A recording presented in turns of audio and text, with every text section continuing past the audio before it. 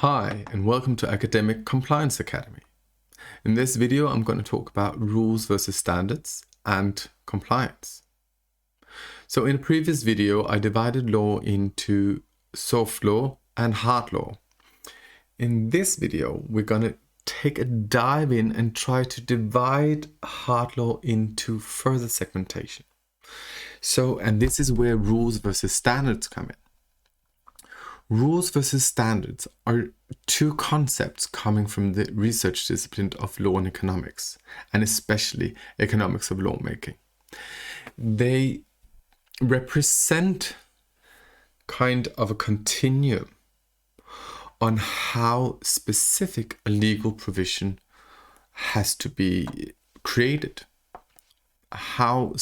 what degree of specificity you will choose in your wordings when you make a law or a legal provision. So let's just try to exemplify it. So let's start with rules.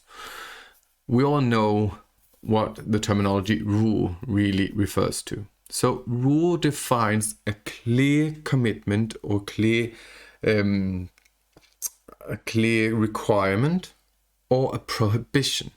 So it is very clear and precise. You could see examples like speed limits. You know that you cannot excess speed limits, or you also know there's a prohibition of making a murder. Also note from liability clauses, strict liability means that no matter what, you got the liability. So that is when you formulate the legal provisions so clear that they're not up for interpretation. As the last example here, I put in capital requirements. So if there's a capital requirement of a company that must have at least 10,000 euros in equity, well, then it's not up for your interpretation to say, but I think 9,000 euros is enough. No, there's a clear requirement, 10,000 euros. This refers to the element that you create a legal provision that is so clear that it is not up for interpretation, and that we call rules. The next element, so we can divide it into rules on one side of the continuum, and on the other end of the continuum, there we find standards. So standards it implies that we have some kind of interpretation when we make legal provisions.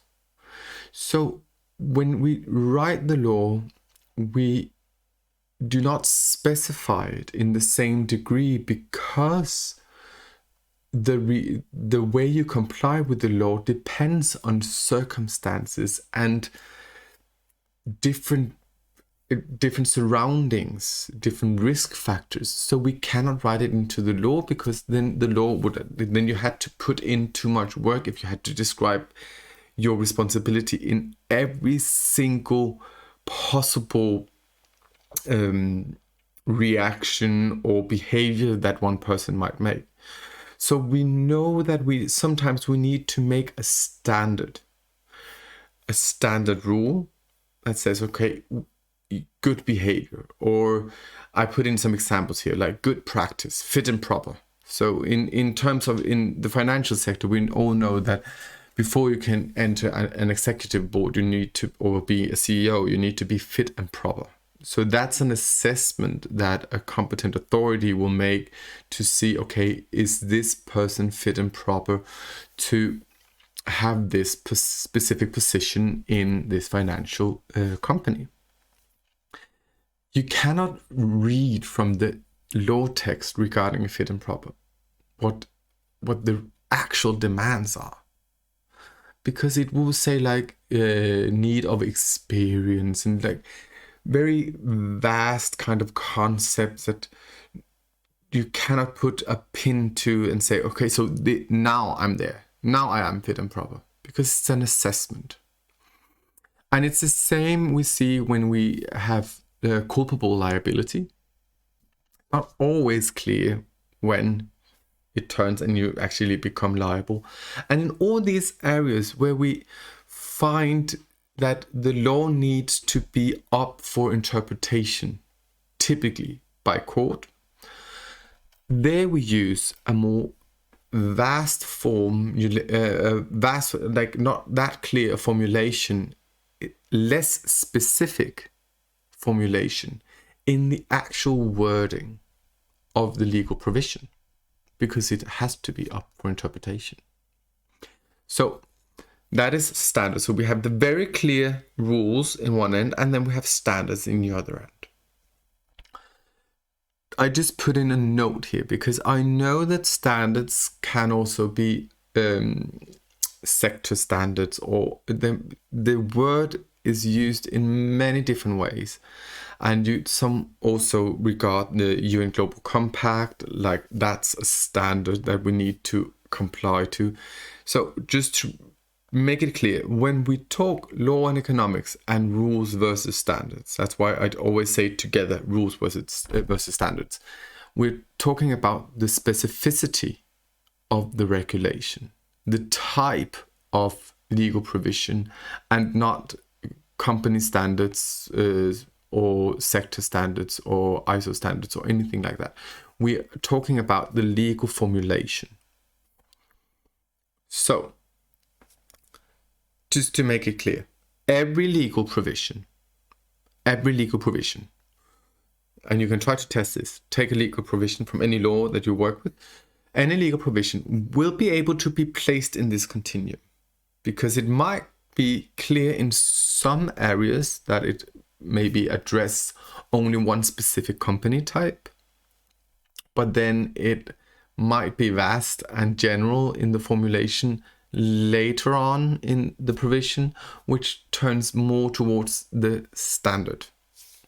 So every legal provision will be able to be put on this continuum, going from rules to standards.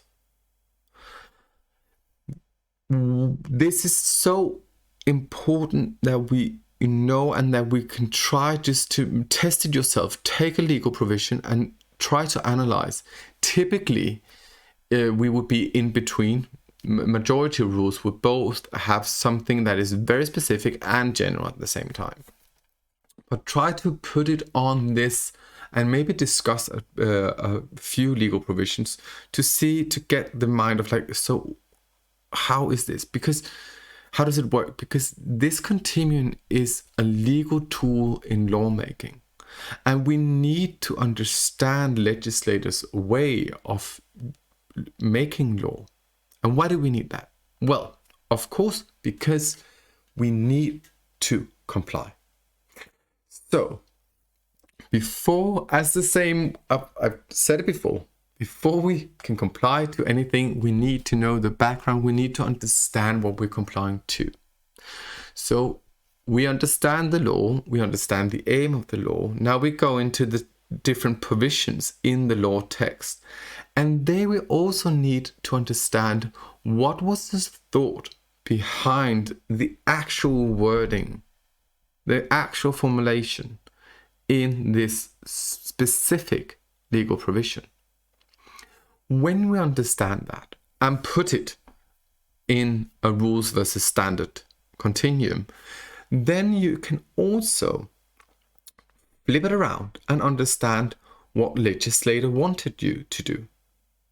Because I put an example here. Does legislator have the intent of clear prohibition? Then legislator will have used rules, of course. But if it might be circumstantial, then they will have used a standard instead.